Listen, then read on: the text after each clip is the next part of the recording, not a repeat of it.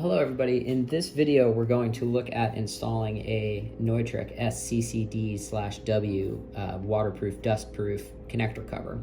I'm building a panel here that has a Neutrik True power input and it has 4 auxiliary D punches in it, and we're going to load those with some NE8FDP-B Neutrik Ethercon jack. So when I was working on this project, there really isn't a lot of information available on this dustproof connector, so I just wanted to make a little video and show it. So the way that this works is there is this gray portion here is a gasket, and when the connector cover closes, it makes the connector water, it makes the seal right here, if you can kind of see. This just goes in there like that. But on the back, there's also another gasket, which is right here, that goes against the panel. So on certain connectors, like an XLR connector, for example, it will fit inside like that. But you can also rear mount the connector like that, which I think just looks a little bit better. So for the NE8FDP-B, it's got this little PCB board on the back. So it won't fit within the hole, so we're gonna have to rear mount this guy into the panel first. So here's the tricky thing.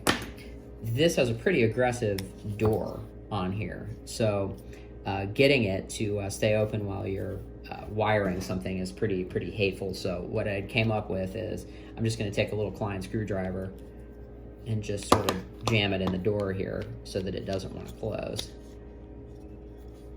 Just like that.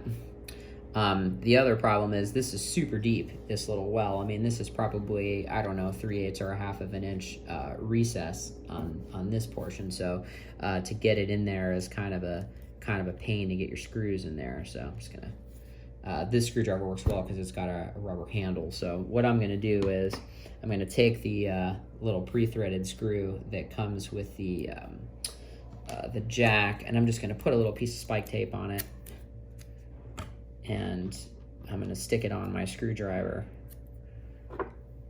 because I just have a feeling that this is gonna be a bit difficult to start. So I'm just gonna put spike tape just like that, and I'm gonna tape it to my screwdriver because it is going to be difficult. So I'm gonna start by, let's move this out of the way here so you can see.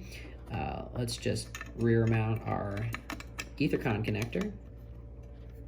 And put this guy over it, being very careful not to bump the screwdriver so that it doesn't slam shut. And then once this is good to go, we'll just start this in here like this.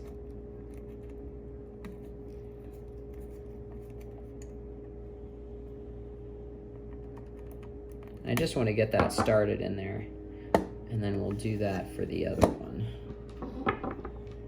Just grab another little piece of spike tape.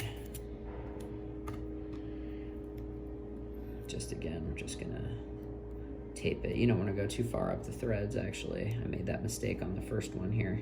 I have to pull that out, so I'm just gonna start by putting that in there like that. And I'm just getting these started. I'm not putting them in all the way.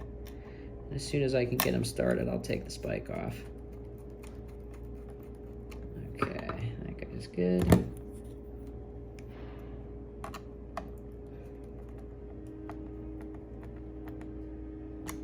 Okay, so I'm gonna have to back this guy out really quick. Just made the tape go a little too far up.